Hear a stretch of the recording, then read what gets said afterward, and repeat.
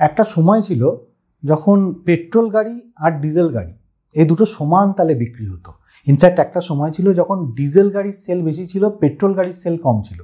কিন্তু সময় যত এগোতে থেকেছে, পেট্রোল আর ডিজেল এই যে তেল দুটোর দামের ডিফারেন্সটা যত কমতে থেকেছে, তত পেট্রোল গাড়ির সেল বাড়তে থেকেছে আর ডিজেল গাড়ির সেল কমতে থেকেছে। ডিজেল গাড়ির সেল কম হওয়ার পেছনে আরও অনেকগুলো কারণ আছে, কিন্তু এই ভিডিওতে সেটা নিয়ে আলোচনা করছি না। তবে এটা নিশ্চয়ই বলবো যে পেট্রোলের সেলটা বেড়েছে, মানে পেট্রোল গাড়ির সেলটা বেড়েছে এই কারণে, কারণ পেট্রোলের সাথে সিএনজিও এসে যায়, পেট্রোল হাইব্রিড অপশানও এসে যায়। স্ট্রং হাইব্রিড বলুন বা মাইল্ড হাইব্রিড বলুন, এই অপশানগুলো এসে যাওয়ার কারণে পেট্রোল গাড়ির সেলটা ক্রমবর্ধমান হয়েছে। কিন্তু তা বলে কি ডিজেল গাড়ি বন্ধ হয়ে গেছে? না, বন্ধ হয়নি।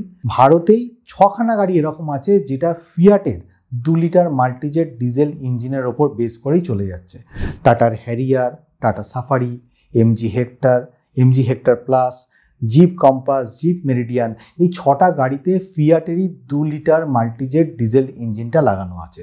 এবং এই ইঞ্জিনটা ম্যাক্সিমাম 168 বিএইচপির মতো পাওয়ার জেনারেট করে থাকে। হ্যাঁ, জিপ কম্পাসের ক্ষেত্রে এটা 172 বিএইচপির মতো ম্যাক্সিমাম পাওয়ার জেনারেট করে থাকে। এবার কয়েক মাস আগে খবর এসেছে যে টাটা এই পার্টিকুলার ইঞ্জিনটার একটা লাইসেন্সিং রাইটস নিচ্ছে।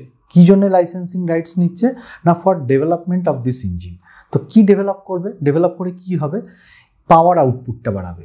টাটা এই ইঞ্জিনের পাওয়ার আউটপুটটা বাড়াবে। এবার পাওয়ার আউটপুট বাড়াবার জন্য এই ইঞ্জিনটাকেই নিল কেন, কিংবা কেনই বা লাইসেন্সিং রাইটস নিল, আজকের ভিডিওতে সেটা নিয়ে আলোচনা থাকবে।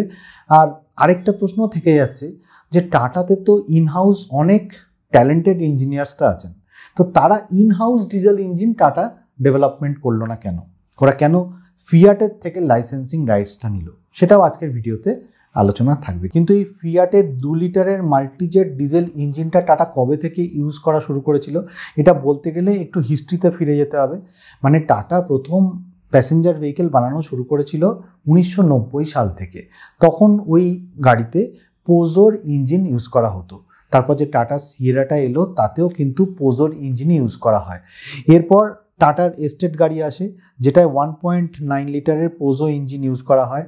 টাটা সুমো, টাটা সাফারি, হেক্সাতেও 2.2 লিটারের ভ্যারিকার ইঞ্জিন আসতো, যেটা পিএসএ গ্রুপ থেকে নেওয়া হয়েছিল।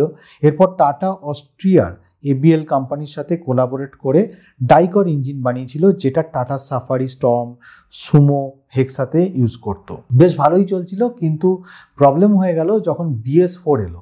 এবার BS4 আসার পরে তখন এই ডাইকর ইঞ্জিনটাকে আপগ্রেড করতে গেলে অনেকটা এক্সপেন্সিভ হয়ে যাচ্ছিল। তো তখন টাটা ভাবলো যে এরকম একখানা ইঞ্জিন আনতে হবে যেটা ফিউচার রেডি, কারণ সেই সময় হ্যারিয়ার যে গাড়িটা আছে সেটা ডেভেলপমেন্ট চলছিল, তো তাতেও একটা ডিজেল ইঞ্জিনের তো দরকার ছিল। তো সেই জন্যই টাটা ভেবেছিল যে ফিউচার রেডি একখানা ডিজেল ইঞ্জিন দরকার। আর তখনই দেখলো ওরা যে ফিয়াটের যে 2 লিটার মাল্টিজেট ডিজেল ইঞ্জিনটা আছে সেটা ইউজ করা যেতে পারে। সুতরাং তারপর থেকে ওরা মাল্টিজেট যে ডিজেল ইঞ্জিনটা আছে, যেটাকে ক্রায়োটেক বলা হচ্ছে, সেই ইঞ্জিনটাকেই ওরা ইউজ করতে শুরু করে দিল ওদের হ্যারিয়ার গাড়িতে, তারপর সাফারি গাড়িতেও ইউজ করতে শুরু করলো। এই যে বারবার বলছি না, মাল্টিজেট ইঞ্জিন, 2 লিটারের ফিয়াট মাল্টিজেট ডিজেল ইঞ্জিন। আপনি মাল্টিজেট কথাটাকে ধরুন, মাল্টিজেট জিনিসটা কিন্তু আপনাদের কাছে খুব পরিচিত জিনিস। মানে আপনারা 1.3 লিটারের একটা মাল্টিজেট ডিজেল ইঞ্জিনের কথা শুনেছেন বা ইউজও করেছেন হয়তো। আপনাদের যাদের কাছে সুইফট গাড়ি ছিল বা পুরোনো দিনের ডিজায়ার গাড়িটা ছিল যেটা ডিজেলে চলতো, তাতে 1.3 লিটারের মাল্টিজেট ডিজেল ইঞ্জিনটাই ছিল। ফিয়াটের যে পুন্টো গাড়ি, টাটার ভিস্তা, টাটার বোল্ট, এরকম 24খানা গাড়ি ছিল যে গাড়িগুলোতে 1.3 লিটারের মাল্টিজেট ডিজেল ইঞ্জিনটাই থাকতো। এবার এই 1.3 লিটার মাল্টিজেট ডিজেল ইঞ্জিনটার বিশেষত্ব কি? এটা খুবই পাওয়ারফুল ইঞ্জিন, রিলায়েবল ইঞ্জিন, এবং অ্যাট দ্য সেম টাইম এটা খুব এফিশিয়েন্ট ইঞ্জিন। মাইলেজ বেশি দিয়ে থাকে। এবার কেন মাইলেজটা বেশি দিয়ে থাকে? কারণ এতে geometry turbocharger in high pressure CRDI আর DOHC আর্কিটেকচার আছে। এবার এই আর্কিটেকচারটা থাকার মানেটা কি? তার মানে হচ্ছে যে এর যে মাল্টিজেটটা আছে না, এই মাল্টিজেটের মধ্যে দিয়ে 150 মিলিসেকেন্ডের মধ্যে 5 বার স্প্রে হয়। 20,000 PSI ফুয়েল স্প্রে হয়ে থাকে। তার জন্য কি হয়, এর যে ইঞ্জিনটা আছে সেটা ফুয়েল এফিশিয়েন্ট হয় আর কম পলিউশনও ছড়ায়। তাছাড়া এদের ECUতে একটা অ্যাডাপটিভ ইলেকট্রনিক কন্ট্রোল রয়েছে, যেটা ড্রাইভিং যে প্যাটার্নটা আছে, মানে ড্রাইভারের যে বিহেভিয়ারটা আছে, কীরকমভাবে গাড়ি চালাচ্ছে, সেই বিহেভিয়ারটাকে স্টোর করতে থাকে নিজের রেজিস্টারে, দিয়ে ম্যাক্সিমাম আউটপুট যাতে দেওয়া যায় সেই আউটপুটটা এটা দিতে পারতো, যাতে এটা বেশি ফুয়েল এফিসিয়েন্ট হয়। সুতরাং এদের যে ইসিউর মধ্যে অ্যাডাপটিভ ইলেকট্রনিক কন্ট্রোলটা ছিল সেটাও কিন্তু খুব উন্নত মানের ছিল। থার্ড হচ্ছে এদের যে ইঞ্জিনটা, এই 1.3 লিটারের যে মাল্টিজেট ডিজেল ইঞ্জিনটা, সেটা কাস্ট আয়রনের তৈরি ছিল, কিন্তু এদের যে সিলিন্ডার হেডটা ছিল সেটা অ্যালুমিনিয়ামের তৈরি ছিল। তার ফলে কি হতো, এটা হিট রেজিস্ট্যান্ট হতো। তো এই 3-4টে ফিচার থাকার জন্যে এই ইঞ্জিনটা কিন্তু অলমোস্ট বলা যেতে পারে ন্যাশনাল ইঞ্জিন অফ ইন্ডিয়া হয়ে গেছিলো। কোন কোন গাড়িতে এই ইঞ্জিনটা ছিল সেটা একবার বলে নিই। শেভরলেট সেল ইউবা, শেভরলেট এনজয়, শেভরলেটের অ্যাভিও গাড়িটা, Fiat Punto, Fiat Linea, Fiat Punto Evo, Fiat Avventura, Premier Rio, Maruti সুজুকির Ciaz, Ertiga, Ignis, Swift Dzire, Ritz, SX4, Vitara Brezza, S Cross, টাটার Indica Vista, Indigo Manza, Zest, Bolt. এছাড়া মারুতি সুজুকির যে ব্যালেনো গাড়িটা আছে তার মধ্যেও কিন্তু এই 1.3 লিটারের ডিজেল ইঞ্জিনটা, মাল্টিজেট ডিজেল ইঞ্জিনটা ছিল। এবার এই যে 2 লিটারের যে ফিয়াটের মাল্টিজেট ইঞ্জিনটার কথা বলছি, যেটা লাইসেন্সিং রাইট নিয়েছে টাটা, সেটা কিন্তু আরও এফিসিয়েন্ট। মানে ওটা একটা কম্বাসশন সাইকেলে, আগেরটাও কিন্তু একটা কম্বাসশন সাইকেলের মধ্যেই 5 বার 20,000 PSI ফুয়েল চালনা করতো। এটা কিন্তু একটা কম্বাসশন সাইকেলের মধ্যে 8 বার 29,000 PSI ফুয়েল চালনা করতে পারবে, অর্থাৎ এটার এফিসিয়েন্সি আরও বেশি এই মাল্টিজেট ইঞ্জিনটার। এবার টাটা যদি এই পার্টিকুলার ইঞ্জিনটাকে টিউনিং করার জন্য স্টেলান্টিস গ্রুপের থেকে পারমিশন চাইতো, তাহলে এক তো পারমিশন পেতে একটু দেরি হয়, প্লাস প্রত্যেকবার 10 মিলিয়ন ইউরো খরচা করতে হয়, তো সেটা টাটা চাইছে না। তো সেই জন্যেই টাটা লাইসেন্সিং রাইটটা নিয়েছে এই ইঞ্জিনটার। এবার এতদিন অবধি এই ইঞ্জিনটায় 160 bhp অবধি পাওয়ার পাওয়া যাচ্ছিল, অর্থাৎ টাটা সাফারি বলুন, টাটা হ্যারিয়ার বলুন, সব গাড়িতে 168 bhpর মতো পাওয়ার পাচ্ছে। কিন্তু এই বিএইচপিটাকে বাড়াতে চাইছে। এবার টাটা কেন এই বিএইচপি বা আউটপুটটা বাড়াতে চাইছে? কারণ টাটা দেখছে যে ওদের কম্পিটিটর মাহিন্দ্রা, ওদের যে পেট্রোল বা ডিজেল ইঞ্জিনটা আছে ওটা 130 থেকে 200 bhpর মতো ম্যাক্সিমাম পাওয়ার জেনারেট করতে পারে, ওয়ারাস টাটার ক্ষেত্রে এই ডিজেল ইঞ্জিনটা নিয়ে 168 bhpতেই ফিক্স থাকতে হচ্ছে। তো সেটাকে তো বাড়াতে হবে। তো টাটার লক্ষ্য আছে যে এটাকে বাড়িয়ে 180 bhpর মতো করতে চাইছে।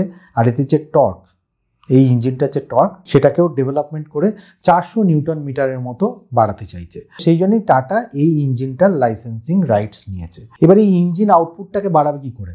মোনোস্কোল টার্বোচার্জার বা বুস্টার দিয়ে বাড়াতে পারে। তবে এটা শোনা যাচ্ছে যে ইসিইউটাকে রিক্যালিব্রেট করেই এরা এই আউটপুটটাকে বাড়াতে চাইছে। আর এটা করে টাটা কি করতে চাইছে? একটাই 2 লিটারের মাল্টিজেট ডিজেল ইঞ্জিন থেকে বিভিন্ন রকম আউটপুট বা পাওয়ার জেনারেট করতে চাইছে। এর পেছনে কারণটা কি? কারণ টাটার যে সিয়েরা গাড়িটা যেটা আসতে চলেছে, নতুন সিয়েরা গাড়িটা যেটা আসতে চলেছে, সেটাতেও আউটপুটটাকে ডিফারেন্ট করার জন্যে হ্যারিয়ার এবং সাফারির রেসপেক্টে ওরা এই রিসার্চটা করতে চাইছে বা ডেভেলপমেন্টটা করতে চাইছে, যাতে করে টাটা সিয়েরাতে, টাটা হ্যারিয়ারে, টাটা সাফারিতে আলাদা আলাদা পাওয়ার আউটপুট দেওয়া যায়, কিংবা দুটো গাড়িতে একরকম পাওয়ার আউটপুট, আরেকটা গাড়িতে অন্যরকম পাওয়ার আউটপুট দেওয়া যায়। তো সেই জন্যেই এই ডেভেলপমেন্টটা। এবার কথা হচ্ছে যে টাটাতে তো যে সমস্ত ইঞ্জিনিয়াররা আছে তারা কি ইনহাউস ডিজেল ইঞ্জিন ডেভেলপমেন্ট করতে পারতো না? পারতো, কিন্তু তার জন্য প্রথম কথা হচ্ছে সময় লাগতো, 4-5 বছর সময় লেগে যেত। তারপর ওর পেছনে একটা এক্সপেন্স আছে, 500 থেকে 700-800 কোটি টাকার মতো একটা খরচা হতো। এরপরে মানে 4-5 বছর পরে যেখানে গভর্নমেন্টের তরফ থেকে বলা হচ্ছে যে আইস ভেহিকেলকে ডিসকন্টিনিউ করা হবে বা এর যে ইউজেজটা এটা কমানো হবে, ইভির ওপরে জোর দেওয়া হচ্ছে, সেখানে একটা ফ্যাক্টর থেকেই যায় বা একটা রিস্ক থেকেই যায় যে এত কোটি টাকা, 500-700 কোটি টাকা খরচা করার পর যখন আলটিমেটলি ইঞ্জিনটা আসবে, তখন ডিজেলের যে সিগনিফিকেন্সটা বা ইম্পর্টেন্সটা সেটা অতটা থাকবে কিনা সেটা নিয়েও সন্দেহ আছে। আর সেই জন্যই tata in-house diesel engine development না করে লাইসেন্সিং রাইটটা নিয়ে নিয়েছে ফিয়াটের মাল্টিজেট ডিজেল ইঞ্জিনটা। তো যাই হোক, আজকের ভিডিওতে এটুকুনি বলার ছিল। ভিডিওটা যদি ভালো লাগে তাহলে লাইক, শেয়ার, কমেন্ট করবেন। আর যদি চ্যানেলটা ভালো লাগে তাহলে সাবস্ক্রাইব করে নেবেন। আর যারা 4 হুইলার চালান তারা সিট বেল্ট পরবেন, যারা 2 হুইলার চালান হেলমেট পরবেন। খুব ভালো থাকবেন।